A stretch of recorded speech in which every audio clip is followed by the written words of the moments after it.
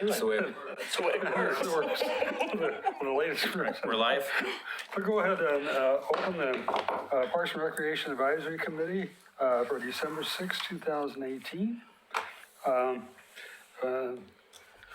Want to introduce ourselves? It's probably just the easiest way to do it. Starting with Karen. Karen Morey. Doug Neely. Troy Bollinger. Bill Daniels. I should have said the late Doug Neely, but anyway. Now we've been informed we have the October we have minutes here that we have received for. Oh, we have annual election of officers first on the agenda. Yeah. I move we postpone them to the February meeting. I think it. And I second that motion. Especially if we're going to have new members, I think it is appropriate that they could also vote, assuming we're going to vote some people onto the open positions. And you're not necessarily nominating people who aren't here. Yeah. I think that might be a reason to move forward. Maybe Fair enough. You only have two likely victims. Yeah. So we have a first and second. We don't necessarily need to vote on that unless you would like to We just, have an official vote. for the record, yeah. Okay, so we have a first and second. Any other discussion? I'll take roll. Daniels, Aye. Bollinger, Aye. Neely, Aye. Maury. Aye. Motion passes. Okay. We have the approval of the minutes for December 6th, which I guess we just received. Has everybody had a chance to look through them? I was glancing through them. Could we move that farther down the agenda? Yes. I make a motion that we do so. I hear a second. Second. So the approval of the December meeting minutes will be put off until the next meeting. All in That was favor? not, that was All not in his, favor? that was not his motion. No, just later in this. His motion was Oh, later wait. down the agenda. Oh, I'm sorry. No, Well, that that's was the what we'll motion. do then. You can Okay. amend that if you want. No, that'll be fine. Do we have any citizen comments for people not on the agenda, on any topics not on the agenda? Hearing none, we'll proceed. And we'll have a presentation now from the Hillendale Pickleball Club, Tim West and Robert Smallwood. Hello. Howdy. Hi, Karen. Hi, Tim. How are you? I am fine. I'm Robert Small.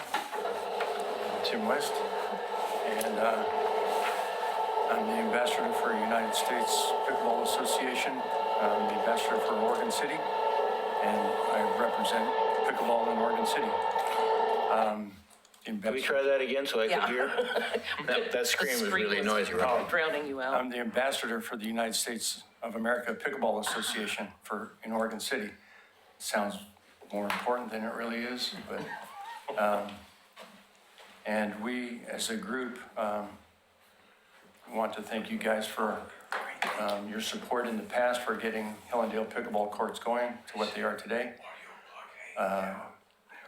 And our goal tonight, go ahead, Tim. He's created a PowerPoint to explain our And I desires. don't know if you can see the slides behind got it you on the any other screen. way. Okay, this is If good. you have a pointer, we'll have to turn Oh, around. pointing. Okay. No, So- there'll be no pointing. We'll just talk Okay. about things.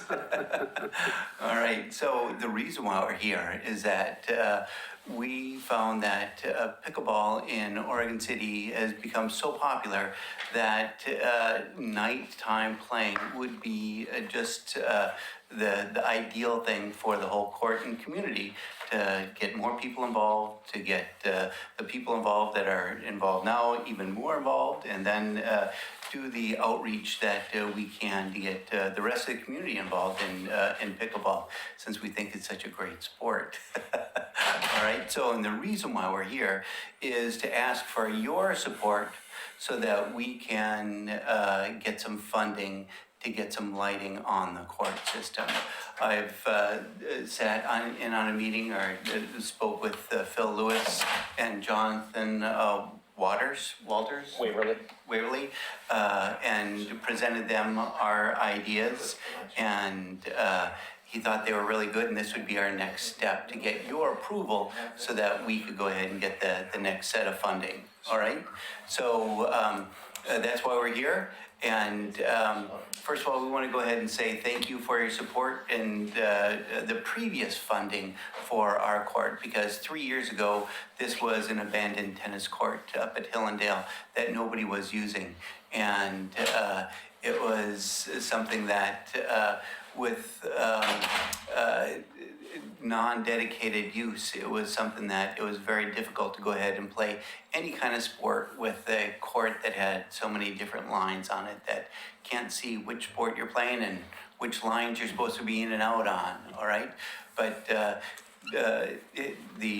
Hillendale Pickleball Club is a 501(c)(3), and with that designation, we applied for some grants. But first of all, here, I'll back up here. For those that don't know about pickleball, it is one of the fastest growing sports in the United States. It's a really fun game. It's a mixture of tennis and badminton, ping pong, and it is a very fast sport where you don't need to move around a lot, and it appeals to a lot of people that don't want to go ahead and beat up their joints. So at any one time, the Hillendale Pickleball courts at 9 o'clock in the morning, any sunny day, is full of 20 to 50 people playing pickleball for 3 hours at a shot. And it's a whole lot of fun. But it's something that's grown a lot in the United States. One of the things that people are looking for are places to play. And Oregon City has the nicest court in the Portland area, and people playing at this 9 o'clock in the morning session come from literally all over the Portland metropolitan area, everywhere from Gresham to North Portland to Beaverton. They're all coming here because these are the best courts around, and a very nice community that Robert has put together. So this is something that we have people of all skill levels. You don't have to really be an expert at this. We have from beginner to expert, and we'll help you and coach you along the way to get your skills up to get there. So it's just a lot of fun to go ahead and play. So 3 years ago, we did apply for grants, and we got 2 big grants, the $3,800 from the CPP, and that is a community Partnership program. and $25,000 from Metro.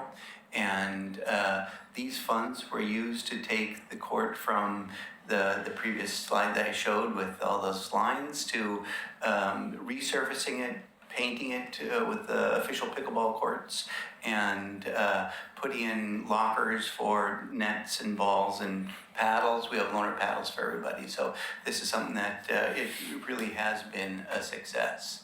So this is what the funding did for Hillendale, and it went from all the lines on the courts to the nicely painted pickleball courts, as you see right there. If I may interject, we did this without losing the ability to play tennis and or basketball. So we maintained those options for the neighborhood to continue playing those sports. And very often overlooked is the fact that you can play badminton there too, because the pickleball court is the same size as badminton court. So if a family has their own net, they could bring it there and play badminton. So I just thought I'd interject that. How many pickleball courts are there, Hillendale? There's 8 here. 8? 8. So there are pickleball courts throughout the Portland area, but they look like the left-hand side of the screen and not the right-hand side of the screen.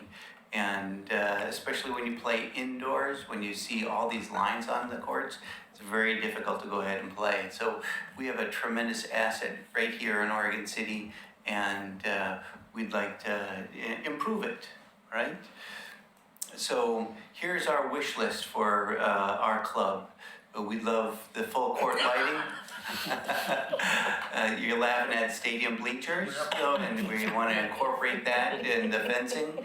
We would love a roof on top of this, would be awesome. And then as long as we're wishing for the whole shebang, we'll talk about world peace too. Don't ask for that. But it's something that we have an asset here that can be improved quite a bit. And lighting would open it up to a whole group of people or Oregon City residents that would really like to play in the evening when, you know, they're working during the day, unlike a whole bunch of retired people that play in the mornings. They'll open this up. So what I've seen is that there is an example of a tennis court that was lit up in Happy Valley. And they just last year put in some lighting on a tennis court that enclosed 2 tennis courts very similar to what Hillendale had. And these lights are really nice. They're high up there. They're not obtrusive to people walking around, but yet at night they provide enough lighting for people to go ahead and play tennis right there. And this is something that these bright LED lights would not be a big, huge draw on the power for Oregon City.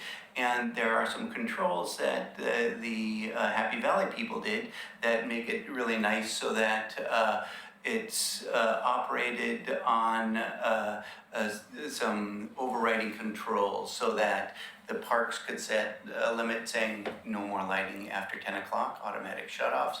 There's a rheostat that they could turn on the lights with, and it'll only be on for however long that timer's gonna go ahead and be. And it's something that when nobody's there, nobody's flipping the lights on. So this is something that could be smartly used and not waste a lot of power or money for everybody. Another option would be to help offset the electrical cost of electrical consumption would be coin operated. You know, 25 cents for half an hour or something like that. It's not much, but that can be determined, but a coin operated system is. After working in Portland long enough, there's a vandal issue with that. Regardless of the fact that it's down there, they used to work their tennis courts with lights the same way, but when it wasn't on, of course, somebody banging into the box all the time, and it's not put it on. I mean, so what Happy Valley done is the best solution. But I was going to ask you a question while we're looking at the lighting. Is you address the concerns of ambient lighting, and most of us don't want to see those that light get any further away from the court than possible, and something to keep in mind when you're doing your design. I'm not sure that this was addressed at this particular site, but Yep. huge. So the whole thing about pickleball and actually official pickleball rules is that you have to have certain lumens for this, and these lights are focused lights so that they're going straight down, and there's not a lot of light pollution on this. If there's something that I know the guy that sells these lights, there's hoods that can be put on them so that you know, if you're 50 feet away, 100 feet away, you're not going to be seeing these lights in your eyes. It's focused down into the court. Okay, so I did go out and get a bid, and this is from Team Electric. They said to match this, the lumen requirement that the Pickleball Association, National Pickleball Association would like, they'd put in 6 lights.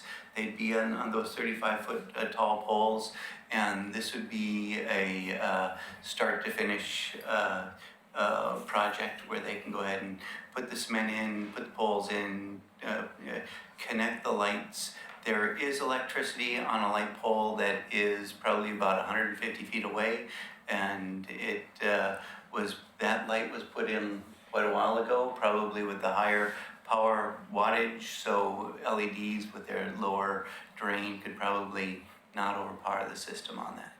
So Tim, let me interrupt you again. So I'm reading under that scope, budget scope.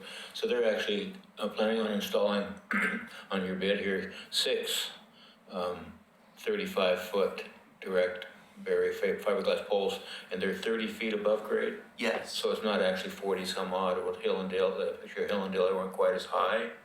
Is that what, they're not as tall as what I saw in the Hillendale picture? Oh,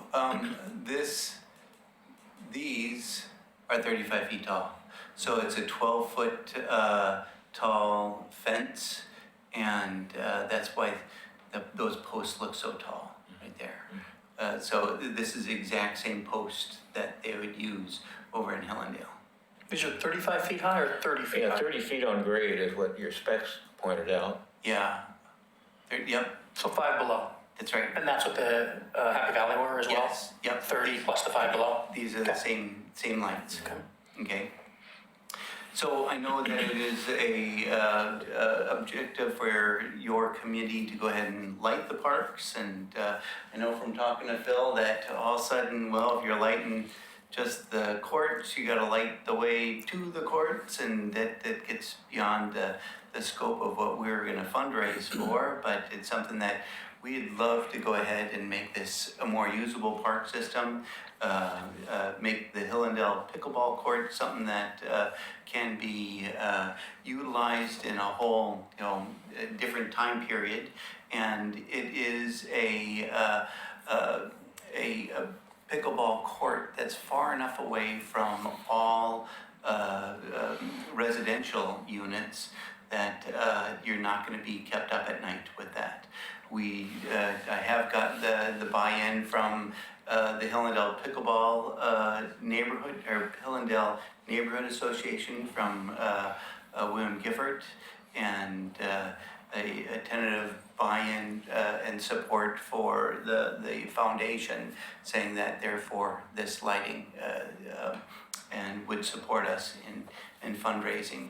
So really, our mission here tonight was to present this to you to see if indeed we can get your buy-in so that we could go ahead and start fundraising and looking for grants and getting the money to go ahead and do this. So really, we're asking you and Phil what our next steps should be to go ahead and get this done. I know that there are grants available that we're going to apply for, and if there's any other sources that we could reach out to with your assistance, this would be tremendous. And I think in mentioning before this meeting started, it doesn't particularly concern Hillendale, but there might even be possibilities of more pickleball courts in our new parks, that we're putting 2 new parks into the system. Is that something that is a possibility down the road that your group would be interested in seeing happen? They want world peace first. Did you sit on the list? Before that? Then we'll look at our Yes, correct. All right. Help you find grant. And I wanted to just talk about a couple of items that were brought up. So the Hillendale, so this, just a couple of slides to give context. So Hillendale Park, you can see there in the upper left corner, we have the pickleball courts, the parking, oh, there we go. So the pickleball courts and then the parking lot. And as Tim said, one of the concerns of staff is that the safety of the participants, if we're going to light the courts and somebody in theory could use the courts until 10 p.m., lights turn off and they have to try to stumble their way to their car in the parking lot, that we want to make sure that nobody, is tripping, or that there's no safety, security concerns that may happen with an unlit park during the evening hours. And so an overview of the courts, so you can see the 8 courts that are there. So a couple different options, again, wanting to light from the parking lot to the courts. Currently the only entrance into the courts is that kind of southern corner. We do have a few interior lights in the park that are PGE poles that are lit, and not enough to fully light the path.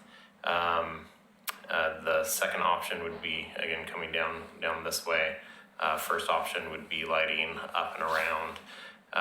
Some of the conversations that we had internally were that if we had individuals that were, not in a group, or if they're walking alone, that the interior of the park might be, we have some vegetation issues and maybe some sightline issues from the street that might be more advantageous to go with an option A of lighting the court or the pathway to the north of the courts and then back around the exterior of the park, as opposed to going through the interior of the park, which is a little bit more of a straight shot, but again, you have some vegetation and some distance from the street where you might have in the other option. So we're looking at costs and what that might look like. Why does the vegetation cause an issue? It's if we're going to use an existing path. Sightlines. So from a security perspective, SEPTED, having appropriate sightlines between where folks are at and where people typically are located. So looking from the street, if somebody were to drive past, and just a commonly perception of safety, I think, is typically the thing that you look at. Okay. I might, I'll pose a question. You say there are already some lights on the option B? Correct. So there's a pole light, maybe somewhere in this area. You can see it kind of right in the middle there, right below yours. Yeah, Below that. maybe that See the one. little white dot? Oh, That there might it be is. it. There you go. Yeah. Yeah, okay. And then there's another one toward the entrance at the street. We do have a couple of poles near the parking lot currently. The time when the players would use the facility would be, I presume, during the regular, what is it, 6 to 10 or whatever? 6 to 10. Mhm. 6 to 10. Yep. And so that nobody would be using that during that other period of time. Correct. Yeah. The only thing, are the lights that we currently have there on 24 hours? They are they're censored, and so when it gets dark, they turn on. Okay. And then stay on until And they stay sun on up. in the evening hours until sunup when they turn back. Yep. Good. Have you figured out how many lights you'd have to put for option B versus option A? We have not yet. I would envision it would be fewer, just looking at the distance traveled and the existence of the current lights. Well, and I would say too, if we added lights to option B, so it isn't fewer, it might light a little bit better with that, with the safety issues we were concerned, Yeah. or something else that might help that. I have a few questions. Can I ask those now? Sure. You mentioned that the basketball courts, tennis courts, or basketball, tennis, and badminton can also be played here. In your pictures, I see pickleball nets. Where are the basketball hoops? If you look on the left side, Okay, there are 2 half-court hoops. okay.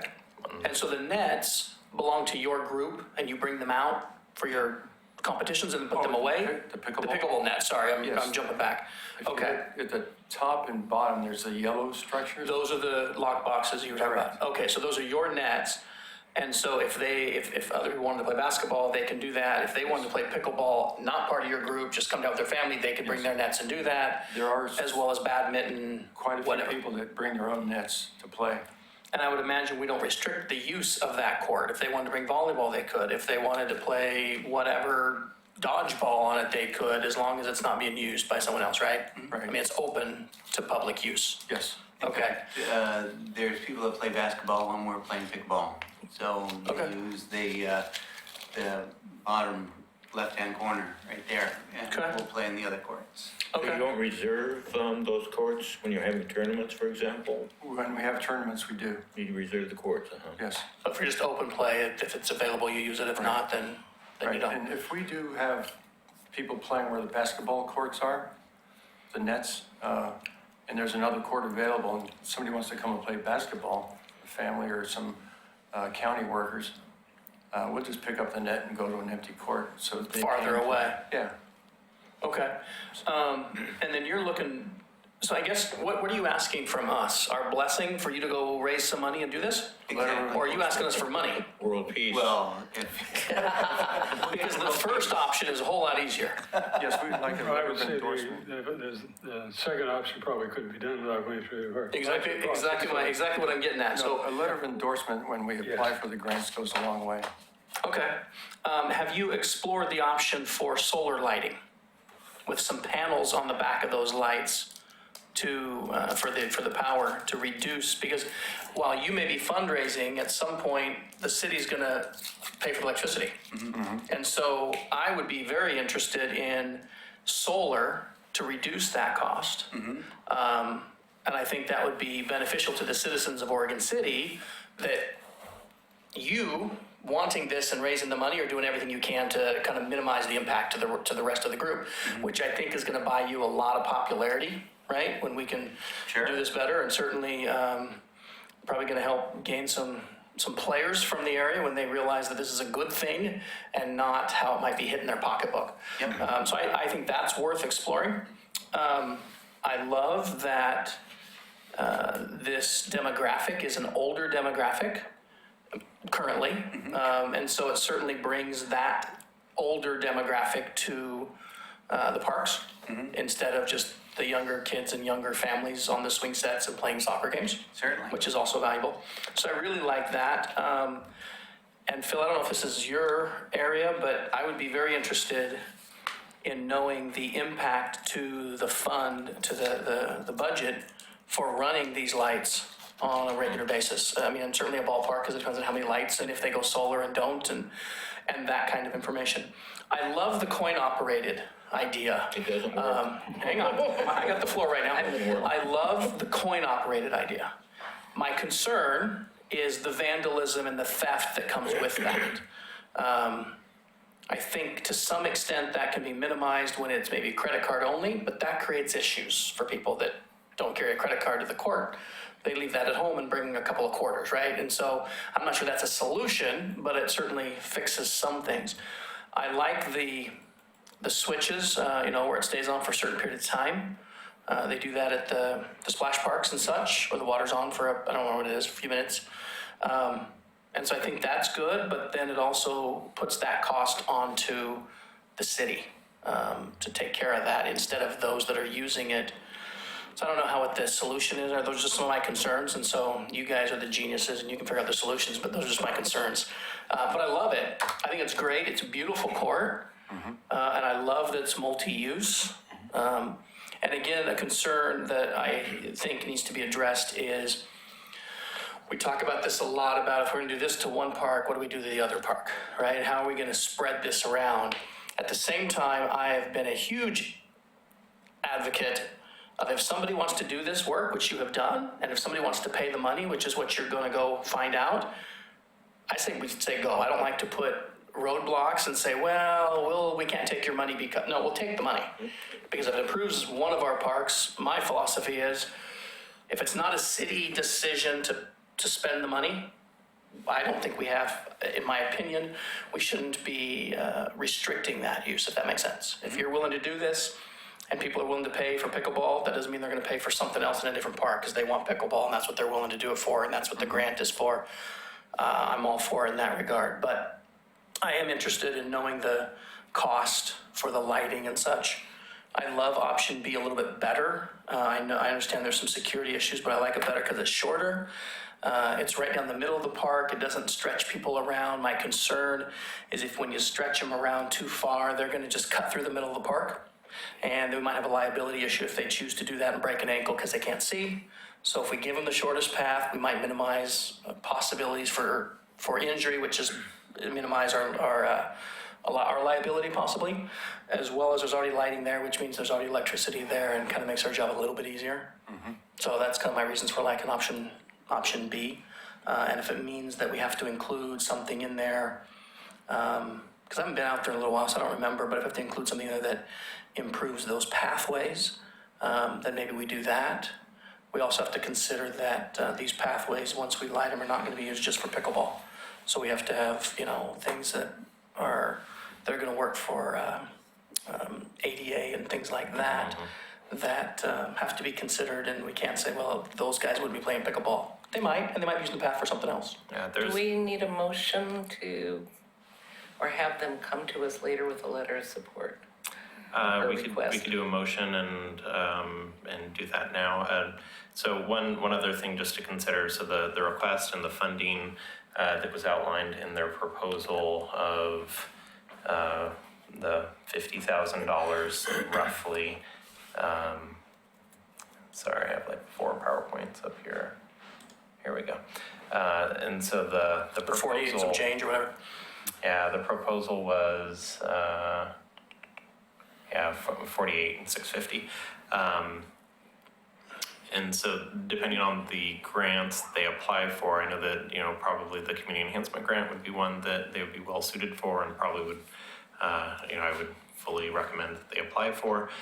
Depending on matching grants that they might be or reserve funds that they have within their organization, there is a requirement for matching grant funds for that, for the community enhancement grant. And so there would have to be either some match, whether it's again from the city or from other grants or other reserve funds that the pickleball club has at their disposal to add to the grant application to line up that budget.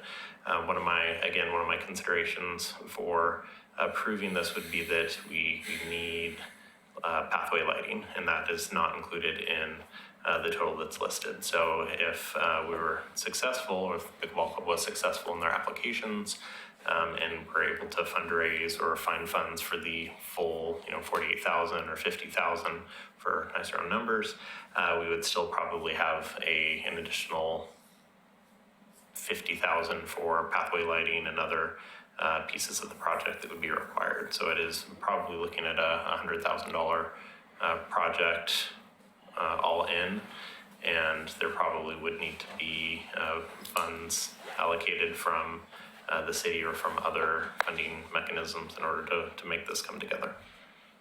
I'm honestly surprised, given that all of our parks are open until 10 o'clock, I'm surprised that they're not lighted. But I think this is wonderful, and I certainly would support any grant that they apply for. And the bill just went up, so there went world peace. Things get in the way. Pickleball rules. Well, the lighting is a desire on your part, is not a requirement that we're looking for from your department, is it? I would require lighting on the pathway in order to get there. I don't think it's a sound decision to just light the courts without lighting a pathway for folks to get back and forth. What about phasing that in? I mean, I agree with you. At the same time, if it fits our budget better, rather than postpone what they want to do, what if they were to light, get their grant, do what they want to do, and then within the year or maybe 2 years, whatever's reasonable, it's pen in ink in the budget to take care of that. Yeah, and we could, Within a reasonable amount of time. yeah, the discussion could happen. We could do the install of the court lights, not turn them on, which might not be super. I can't imagine the pickleball club being very excited about that, but I would not want to have a lit facility on the interior of the park without having appropriate lighting to and from where they're going to be accessing the park. No, I can appreciate that. I just was thinking it'd be nice if we, if we're a little behind in funding for our piece, if they don't have to wait for to go ahead and get what they want.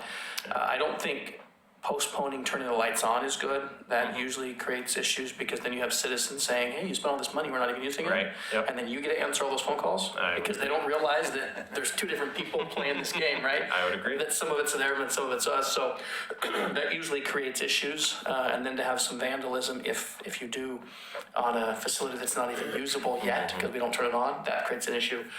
Again, I think it's a great idea, and I'm all in favor of it. My concerns come with what I had already mentioned, and then along the lighting of the path, how does that play into what else we're doing in other parks? And are we abandoning and ignoring a couple of parks for this? I think there's times we make that exception, because again, we don't want to say we don't want your money because we don't want to spend our money.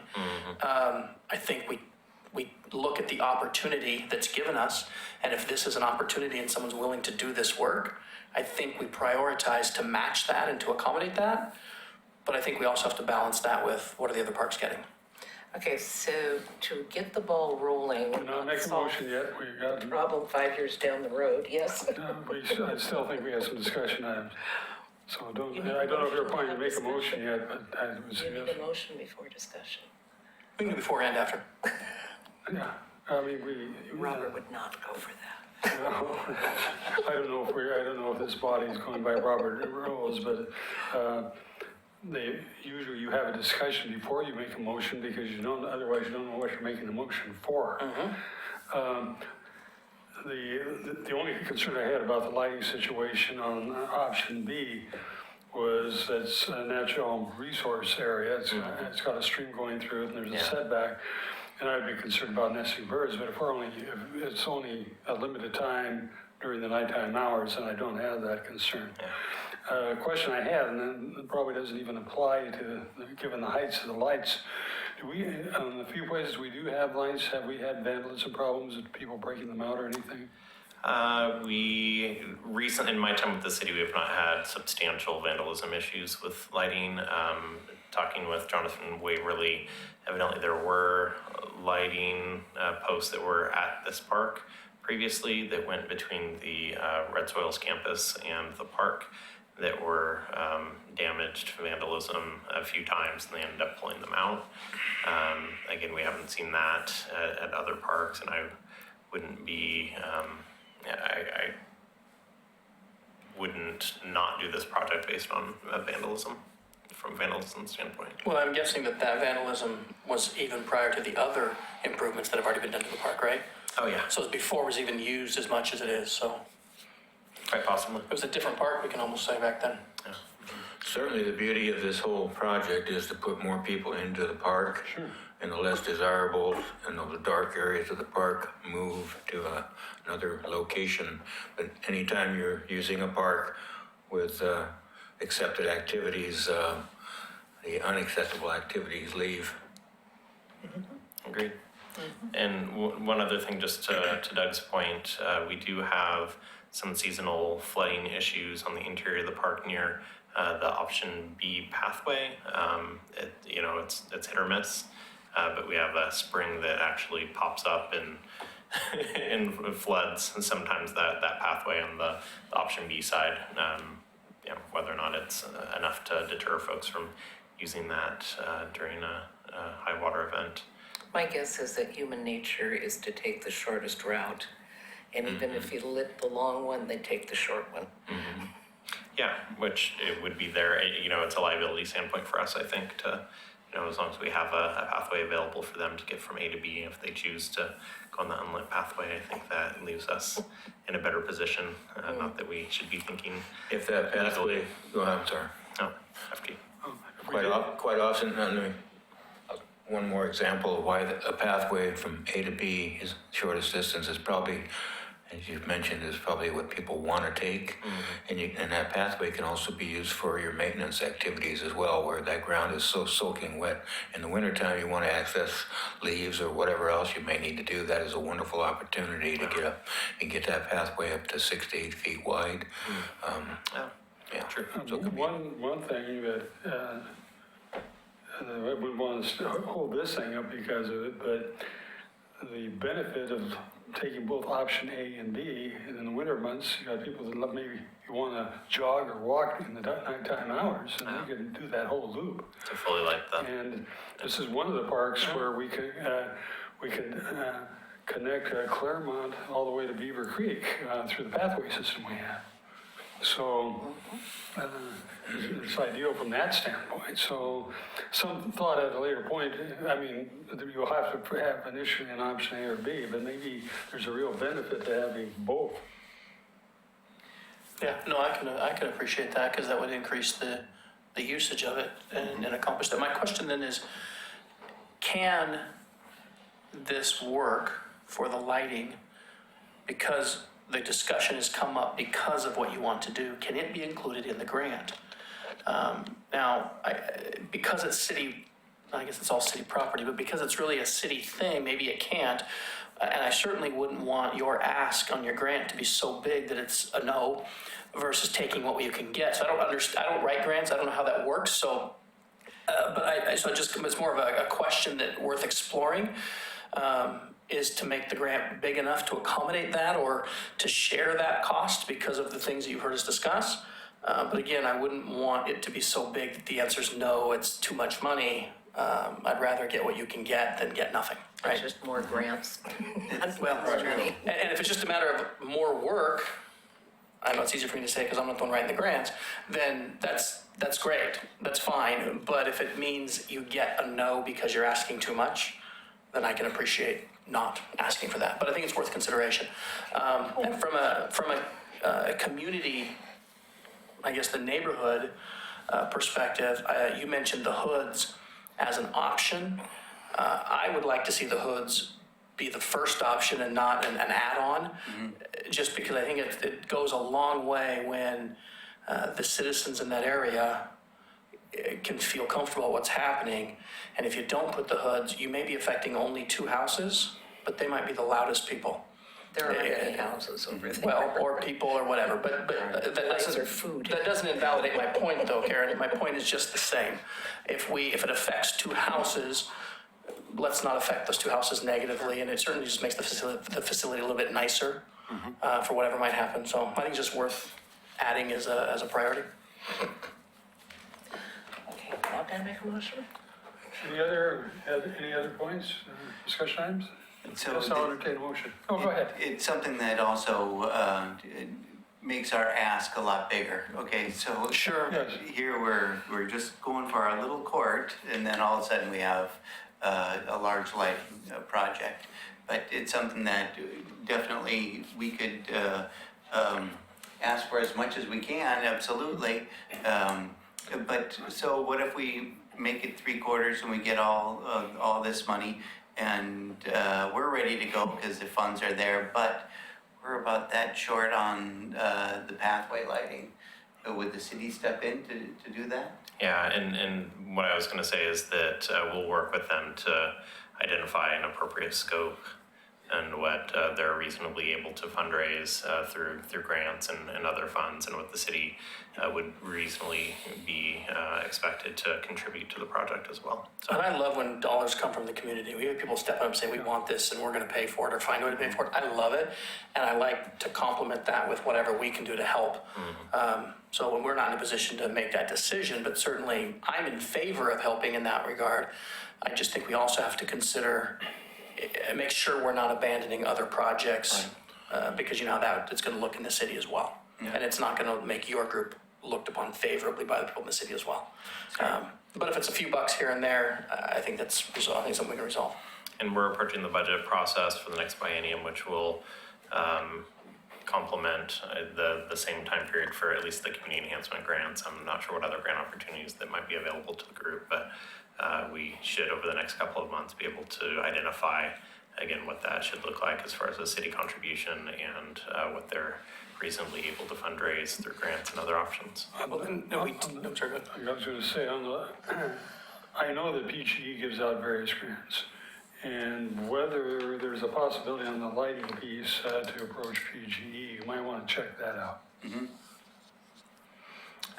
We've talked a lot recently about deferred maintenance on parks. Was the flooding on that path part of that discussion? I remember for the Hillendale Park. We do have some asphalt that needs to be repaired in that area. The flooding is seasonal, has not been identified as. It's kind of it's a stormwater system. So some of what we've discussed tonight as the issue for the pathway has been addressed with deferred maintenance, but a very small piece, is what you're saying. Like Correct. almost none of it. The asphalt has been Just the repaired in areas in that section, but the flooding it's a Not it's a on the storm detention area. It It will continue to is a flood. storm detention area, but that is It's a a stream. creek. Yeah. Yeah. Okay. Okay, I'll take the motion again. 45 minutes later. I move that we support your proposal as presented with the input you've heard, and that we encourage you to come back to us for support, and we encourage you to look for additional grant funding to deal with the additional lighting needs. Will do. We can do that. Can we get a letter of endorsement from the Parks and Recs Advisory Committee? Can you do that before you know what you're applying for? Well, they're saying that we know what they're applying for. There's Well, two, Metro is one of them that we are applying for. No, what we're applying for is the 50 round numbers, 50. for the- 48.6, 50? Yeah, for the court and approximately 50 for the lighting, the path lighting. Generally, when I write a grant, there's specifics that you put in your letter of support that fit that grant. You don't just use a generic one. So what I was moving is that we will support this. And then when you have a grant in mind, you just let our chair know that you need a letter of support for that grant. Oh, very So I good. think That was the outside of the motion. the motion I is to think the answer authorize is the there would be chair a to write of a letter support. Yeah, Yeah, once that's part of the there's an motion. identified grant. so yeah, to simplify things, I move that we authorize the chair to write a letter of support when you have identified grants. Very good. Okay. I second. Is there a second? We do have an opening. I will second that motion. All in favor, say aye. Well, hang on. Aye. What? Question, Oh, clarification. do you want to? Just clarification on the To motion. do that. So do we, some of these other things that we've identified as, that we need to know on costs and different things, is that something we need to know and be able to look at before we authorize that letter to be written? So Or is that I'll- something that comes in the process? Between them and Phil. Yeah, so we'll work with them on identifying the scope and kind of narrowing down until we get to a point before the application periods. Before, we are the property owner, and I would need to sign off on any grant opportunity before it would be funded. And so as we get closer, I will probably be updating, or we'll ask the folks to come back and give an updated presentation on where we're at. But I can give you further details once we do have them. Just I'm trying to remember, April or May is when the community enhancement grant application is due. So over the next couple of months, we'll have some time to whittle that down and give a better scope of work that you guys will have information on. So once Should we we are have there. that before we authorize the letter to be written? No, Hang on, just a question for Phil. Karen, give me a chance here. you have a motion? Give me a chance here. Just, I'm gonna ask for clarification. I think if you're generally supportive, we'll continue to give updates, and Okay. you're more than within your rights to wait to authorize the letter of support until we get closer. I would not want to wait too long, because then it's a timing issue with when you have meetings and when the deadlines are due, and we might Okay. miss out on a grant opportunity. Sure, no, exactly. I don't want to miss out on that, for sure. Yeah. Okay. All those in favor, please say aye. Aye. Aye. Can we Oh, do it that way? and we do need Yeah, to I'm take doing it that roll, way. unfortunately. We have to do roll. We have to do Oh, okay. roll now, Yeah, that's right. according Okay. to the city recorder.